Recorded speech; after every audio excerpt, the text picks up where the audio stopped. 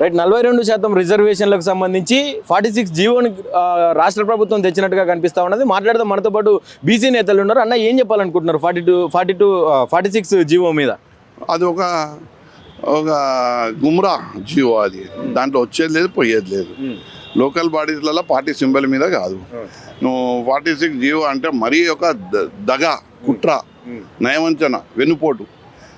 నువ్వు 42 కూడా ఇదే తర తెలుసు, నీకు సాధ్యం కాదని, కానీ బ్లేమ్ గేమ్ చేసుకోవచ్చు కదా.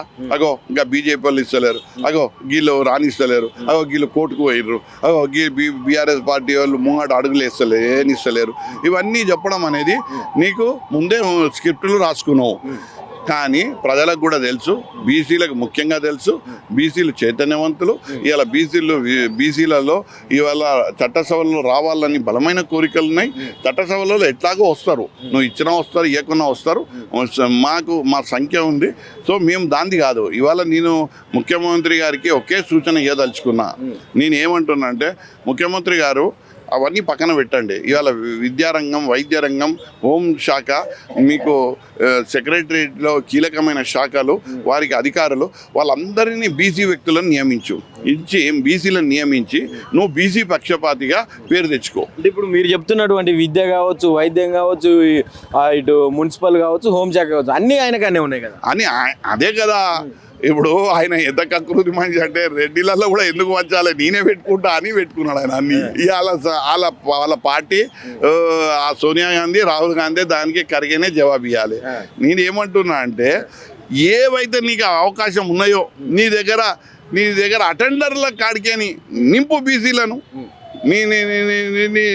నీ అడ్వైజర్లో నింపు బీసీలను. బీసీలలో అర్హులు లేరు అనుకోవచ్చా?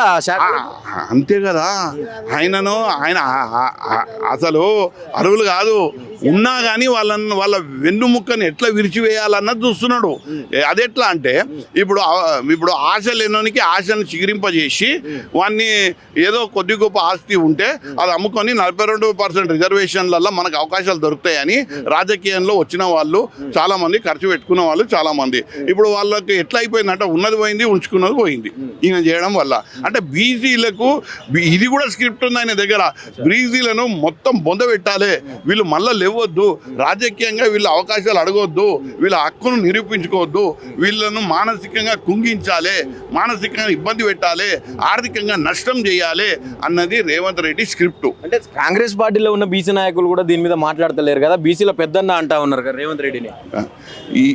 ఆయన ఇప్పుడు అదే కదా మేము చైతన్యం తీసుకురావడానికి. ఇవాళ బీసీలు అందరూ ఒక్కటైతే ఇవాళ క్యాబినెట్లా గట్టిగా నిలదీస్తే అడుగులు పడతాయి కదా. కానీ ఎవరు కాంగ్రెస్లో చెప్పేవాళ్ళు లేరు.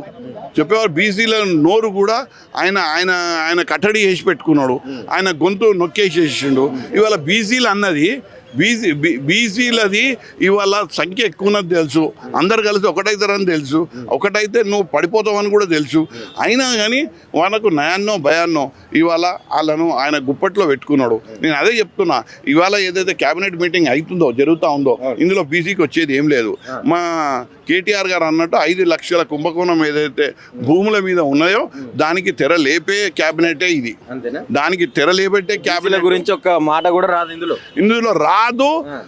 అసలు కన్నెర్రగా చేస్తే భస్మం అయ్యేటోళ్ళు బీసీల మంత్రులు ఆడ ఉన్నారు. రేవంత్ రెడ్డి కన్నెర్ర చేస్తే భస్మం అయిపోతారు. ఏం చెప్పాలనుకుంటున్నారు రేవంత్ రెడ్డి గారు?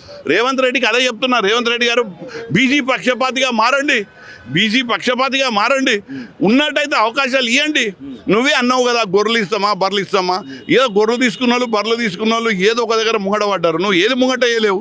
ఉన్నాయి గుంజుకునేవు, ఉన్నాయి అమ్ముడు పోయినాయి, ఉన్నాయి మొత్తం మేము అంగట్లో పెట్టేసినాం. ఇవాళ నీకు ఏంది అని అంటే ఒకటే చెప్తున్నాం, నీ దగ్గర అవకాశాలు ఉన్నట్టు వాడు. ఇప్పుడు నీ 3 శాఖలు నీదే, విద్యాశాఖ ఆయన దగ్గర ఉన్నది, అదేవిధంగా హోంశాఖ ఆయన దగ్గర ఉంది. 2 బీసీలకు ఇచ్చేసే కథం.